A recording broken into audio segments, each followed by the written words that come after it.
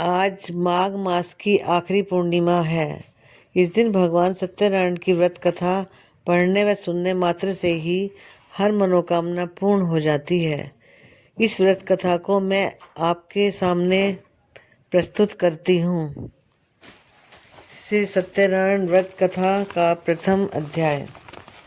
एक समय नैमिषारण्य तीर्थ में शौनकादि 88,000 ऋषियों ने श्री सूत जी से पूछा, हे प्रभु, इस कलयुग में वेद विद्या रहित मनुष्य को किस प्रकार की भक्ति मिलेगी? उनका उद्धार कैसे होगा?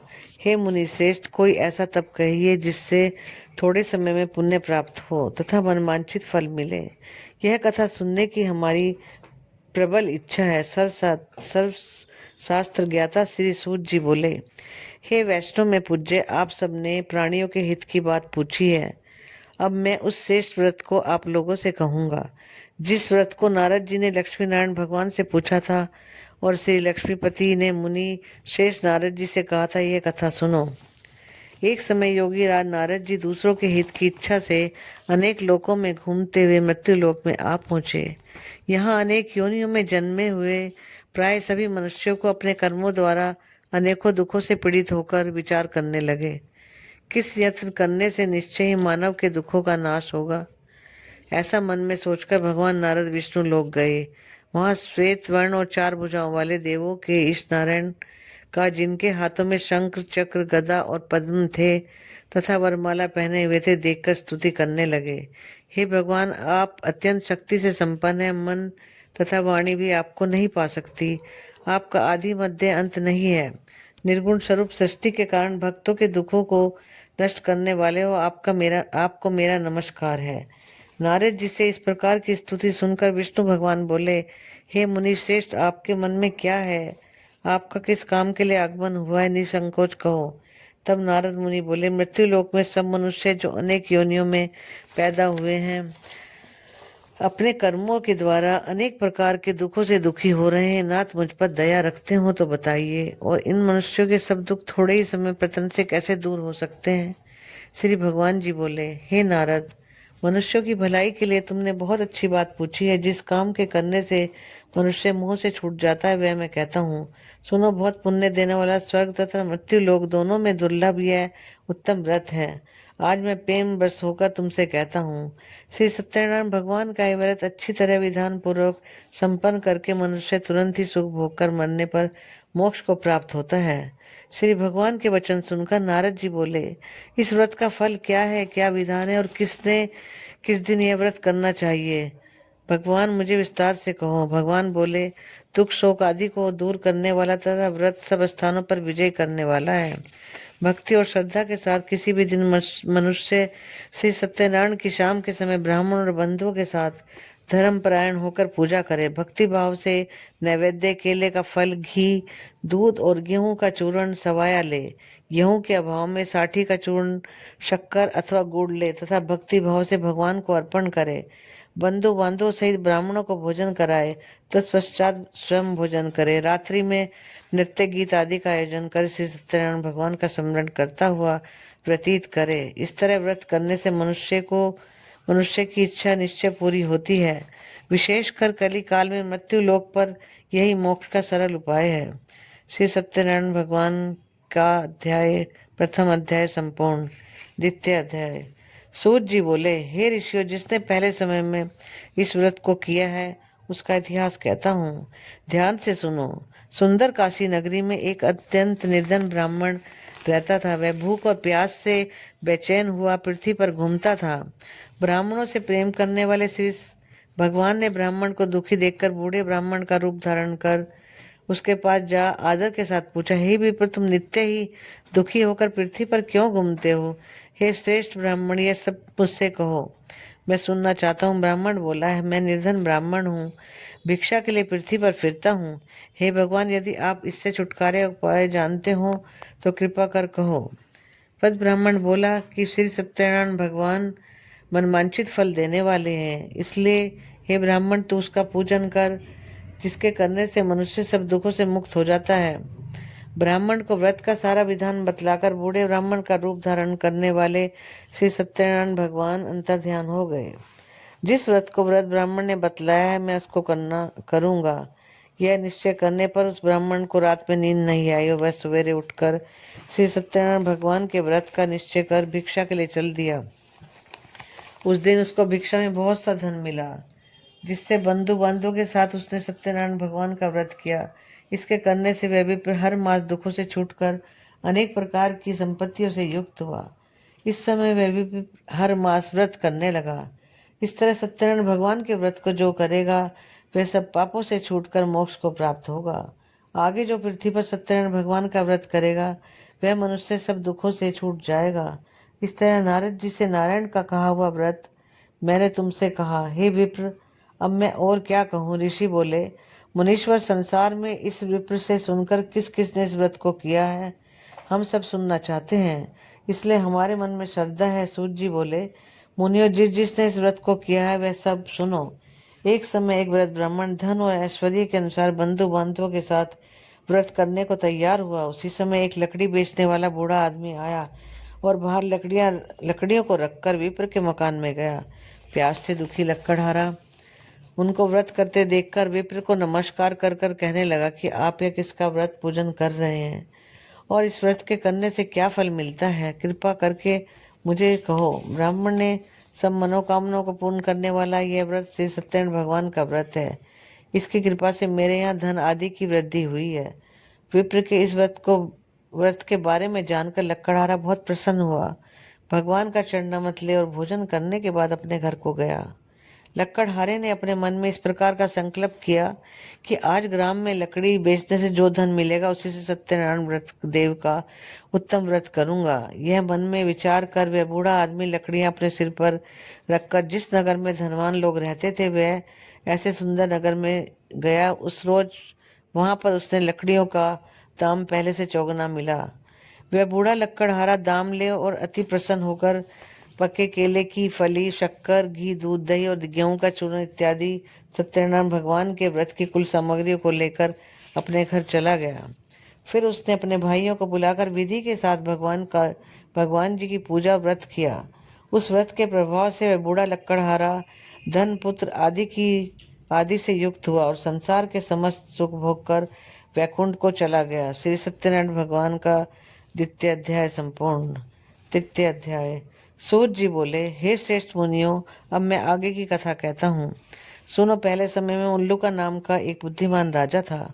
वह सत्यवक्ता और जितेंद्रिय था। प्रतिदिन देवस्थानों पर जाता तथा गरीबों को धन देकर उनके कष्ट दूर करता था। उसकी पत्नी कमल के समान मुख वाली और सती साध्वी थी। भद्रशिला नदी के तट पर उन दोनों ने सत्यनारायण भगवान का व्रत किया। उस समय वहां एक साधु वैश्य आया। उसके पास व्यापार के लिए बहुत सा धन धान्य था। वह नाव को किनारे पर ठहराकर राजा के पास आया और राजा को व्रत करते देखकर विनय के साथ पूछने लगा, हे राजन, भक्ति युक्त चित्त से यह आप क्या कर रहे हैं? मेरी सुनने की इच्छा है, सो आप ये मुझे बताइए। राजा बोला, हे साधु, अपने बंधुओं के साथ पुत्र आदि की प्राप्ति के लिए महाशक्तिमान सत्यनारायण भगवान का व्रत और पूजन कर रहा हूँ। राजा के वचन सुनकर साधु आदर से बोला, हे राजन, मुझसे इस कथा का सब विधान कहो। मैं आपको कथन के अनुसार इस व्रत को करूंगा। मेरे भी कोई संतान नहीं है और वह निश्चय होगी। राजा से सब विधान सुनकर व्यापार से निवृत्त होकर वह आनंद के साथ घर गया। साधु ने अपनी पत्नी से संतान देने वाले इस व्रत का समाचार सुनाया और कहा, अब मेरे संतान होगी तब मैं इस व्रत को करूंगा। साधु ने ऐसे वचन अपनी पत्नी लीलावती से कहे। एक दिन उसकी पत्नी लीलावती पति के साथ आनंदित हो संसारिक धर्म में प्रवृत्त होकर सत्यनारायण भगवान की कृपा से गर्भवती हो गई तथा 10वें महीने में सुंदर कन्या का जन्म हुआ। दिनों दिन वह इस तरह बढ़ने लगी जैसे शुक्ल पक्ष का चंद्रमा बढ़ता है। कन्या का नाम कलावती रखा तथा लीलावती ने मीठे शब्दों में अपने पति से कहा, जो आपने संकल्प किया था कि भगवान का व्रत करूंगा, अब आप उसे करिए। साधु बोला, हे प्रिय, कन्या के विवाह पर करूंगा। इस प्रकार अपनी पत्नी को आश्वासन देकर वह नगर को चला गया। कलावती पितृगृह में वृद्धि को प्राप्त हुई। साधु ने जब नगर में उसे सखियों के साथ देखा तो तुरंत दूत को बुलाकर कहा कि पुत्री के वास्ते कोई सुयोग्य वर लेकर लाओ। साधु की आज्ञा पाकर दूत कंचन नगर पहुंचा और वहां पर खोजकर देखभाल करके लड़की के लिए सुयोग्य वाणी पुत्र को ले आया। उस सुयोग्य लड़के को देखकर साधु ने अपने बंधु बांधवों सहित प्रसन्नचित अपनी पुत्री का विवाह उसके साथ कर दिया, किंतु दुर्भाग्य से विवाह के समय व्रत को करना भूल गया। तभी भगवान क्रोधित हो गए और श्राप दिया कि तुम्हें दारुण दुख प्राप्त होगा। अपने कार्य में कुशल साधु बनिया जमाता सहित नावों को लेकर व्यापार करने के लिए समुद्र के समीप स्थित रत्नापुर नगर में गया और वहां दोनों ससुर जमाई चंद्रकेतु राजा के उस नगर में व्यापार करने लगे। एक दिन भगवान सत्यनारायण की माया से प्रेरित कोई चोर राजा का धन चुराकर भागा जा रहा था, किंतु राजा के दूतों को आता देखकर चोर ने घबराकर भागते हुए राजा के धन को वही नाव में चुपचाप रख दिया जहां वो ससुर और जमाई ठहरे हुए थे, तथा चोर भाग गए। तब दूतों ने उस साधु वैश्य के पास जाकर राजा के धन को रखा देखा तो दोनों को बांध कर ले गए और प्रसन्नता से दौड़ते हुए राजा के समीप जाकर बोले, यह दो चोर हम पकड़ कर लाए हैं, देखकर आज्ञा दें। तब राजा की आज्ञा से उनको कठिन कारावास में डाल दिया गया और उनका धन छीन लिया। सत्यनारायण भगवान के श्राप के द्वारा उनकी पत्नी घर पर बहुत दुखी हुई और घर पर जो धन रखा था चोर चुरा कर ले गए। शारीरिक व मानसिक पीड़ा तथा भूख प्यास से अति दुखित हो अन्न की चिंता में कलावती एक ब्राह्मण के घर गई। वहां पर उसने सत्यनारायण भगवान का व्रत होते देखा, फिर कथा सुनी तथा प्रसाद ग्रहण कर रात को घर को आई। माता ने कलावती से कहा, हे पुत्री, अब तक कहाँ रही और तेरे मन में क्या है? कलावती बोली, हे माता, मैंने एक ब्राह्मण के घर पर सत्यनारायण भगवान का व्रत देखा। कन्या के वचन सुनकर लीलावती भगवान के पूजन की तैयारी करने लगी। लीलावती ने परिवार और बांधवों सहित सत्यनारायण भगवान का पूजन किया और फिर वर मांगा कि मेरे पति और दामाद शीघ्र आ जाएं। साथ ही प्रार्थना की कि हम सबका अपराध क्षमा करो। सत्यनारायण भगवान इस व्रत से संतुष्ट हो गए और राजा चंद्रकेतु को सपने में दर्शन देकर कहा, हे राजन, दोनों वैश्य को प्रातः छोड़ दो। इनका सब धन जो तुमने ग्रहण किया है इन्हें दे दो, नहीं तो मैं तेरा धन पुत्र आदि सब नष्ट कर दूंगा। राजा के ऐसे वचन सुनकर भगवान अंतर्ध्यान हो गए और प्रातःकाल राजा चंद्रकेतु ने सभा में अपना स्वप्न सुनाया। फिर दोनों वाणिक पुत्रों को कैद से मुक्त कर सभा में बुलाया। दोनों ने आते ही राजा को नमस्कार किया। राजा मीठे वचनों से बोला, हे महानुभाव, भावीवश ऐसा कठिन दुख प्राप्त हुआ है, अब मैं तुम्हें कोई भय नहीं। ऐसा कहकर राजा ने उनको नए नए वस्त्र आभूषण पहनाए तथा उनका जितना धन लिया था उसे दूना देकर आदर से विदा कर दिया। दोनों वैश्य अपने घर को चल दिए। श्री सत्यनारायण भगवान का तृतीय अध्याय संपूर्ण।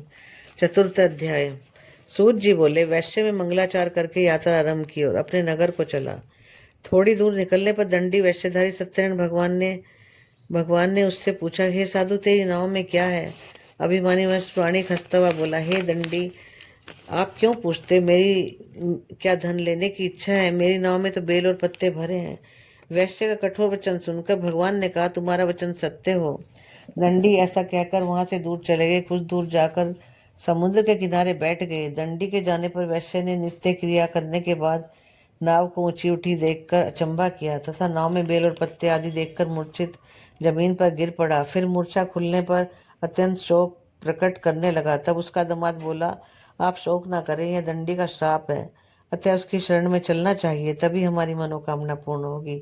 दामाद के वचन सुनकर दंडी के पास पहुंचा और अत्यंत भक्ति भाव से नमस्कार करके बोला, मैंने जो आपसे असत्य वचन कहे थे उनको क्षमा करो। ऐसा कहकर महान शोकातुर रोने लगा। ये तब दंडी भगवान बोले, हे वाणिक पुत्र, मेरी आज्ञा से बार बार तुम्हें बहुत दुख प्राप्त हुआ है, तुम मेरी पूजा से विमुख हुआ है। साधु बोला, हे भगवान, आपकी माया से ब्रह्मा आदि भी आपके रूप को नहीं जान सकते, तब मैं अज्ञानी कैसे जान सकता हूँ? आप प्रसन्न होइए, मैं सामर्थ्य के अनुसार आपकी पूजा करूँगा। मेरी रक्षा करो और पहले के समान नौका में धन भर दो। उसके भक्तियुक्त वचन सुनकर प्रसन्न हो उसकी इच्छा अनुसार वर देकर अंतर्ध्यान हो गए। तब उन्होंने नाव पर आकर देखा कि नाव धन से परिपूर्ण है। फिर भगवान सत्यनारायण का पूजन कर साथियों सहित अपने नगर को चला गया। तब अपने नगर के निकट पहुंचा और दूत को घर भेजा। दूत ने साधु के घर जाकर स्त्री को नमस्कार कर कहा, साधु अपने दामाद सहित इस नगर के समीप आ गए हैं। लीलावती और कलावती उस समय भगवान का पूजन कर रही थी। ऐसा वचन सुनकर साधु की स्त्री ने बड़े हर्ष के साथ सत्यदेव का पूजन कर पुत्री से कहा, मैं अपने पति के दर्शन को जाती हूँ, तू कार्य पूर्ण कर शीघ्र आ जाना। परंतु कलावती व्रत एवं प्रसाद को छोड़कर पति के पास चली गई। प्रसाद की अवज्ञा के कारण सत्यदेव रुष्ट हो गए। उसके पति को नाव सहित पानी में डुबो दिया।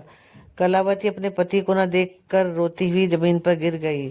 इस तरह नौका को डूबा हुआ तथा कन्या को रोता देखकर साधु दुखित बोला, हे प्रभु, मुझसे या मेरे परिवार से जो भूल हुई है इसे क्षमा करो। उसके दीन वचन सुनकर सत्यदेव प्रसन्न हो गए और आकाशवाणी हुई कि तेरी कन्या मेरे प्रसाद को छोड़कर आई है, इसलिए उसका पति अदृश्य हुआ है। यदि वह घर जाकर प्रसाद खाकर लौटे तो उसका पति उसे अवश्य मिलेगा। ऐसा आकाशवाणी सुनकर कलावती ने घर पहुंचकर प्रसाद खाया, फिर आकर पति के दर्शन किए। तत्पश्चात साधु ने बंधु बांधव सहित सत्यदेव का विधि प्रकार पूजन किया। इस लोक का सुख भोगकर अंत में स्वर्लोक को चला गया। श्री सत्यनारायण भगवान का चतुर्थ संपूर्ण। पंचम अध्याय।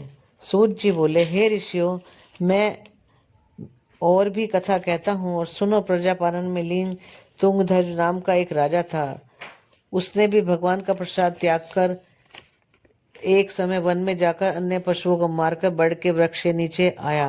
वहां पर उसने ग्वालों को भक्ति भाव से बांधों सहित सत्यनारायण की पूजन करते देखा।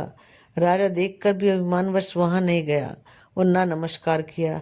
तब ग्वालों ने भगवान का प्रसाद उसके सामने रखा तो वह प्रसाद त्याग कर अपनी नगरी को चला गया। वहां उसने अपना सब कुछ नष्ट पाया तो वह जान गया कि यह सब सत्यनारायण भगवान ने किया है। तब वह विश्वास कर ग्वालों के समीप गया और विधि पूर्वक पूजन कर प्रसाद खाया तो सत्यनारायण भगवान देव की कृपा से सब कुछ पहले जैसा हो गया। जो मनुष्य इस परम दुर्लभ व्रत को करेगा, भगवान की कृपा से उसके धन धान्य आदि की प्राप्ति होगी। निर्धन धनी और बंदी बंधन से मुक्त होकर निर्भय हो जाता है। संतानहीनों को संतान प्राप्ति होती है तथा सब मनोरथ पूर्ण होकर अंत में वैकुंठ धाम को जाता है। जिन्होंने पहले इस व्रत को किया, अब उनके दूसरे जन्म की कथा कहता हूँ। वृद्ध सतानंद ब्राह्मण ने सुदामा का जन्म लेकर मोक्ष को पाया। उल्लू का नाम का राजा दशरथ होकर वैकुंठ को प्राप्त हुआ। साधु नाम के वैश्य ने मोरध्वज बनकर अपने पुत्र को आरे से चीरकर मोक्ष को प्राप्त किया। महाराज तुंगध्वज ने स्वयंभू मनु हुए। भगवान में भक्ति युक्त हो कर्म कर मोक्ष को प्राप्त हुआ। श्री सत्यनारायण भगवान की व्रत कथा का पंचम अध्याय संपूर्ण।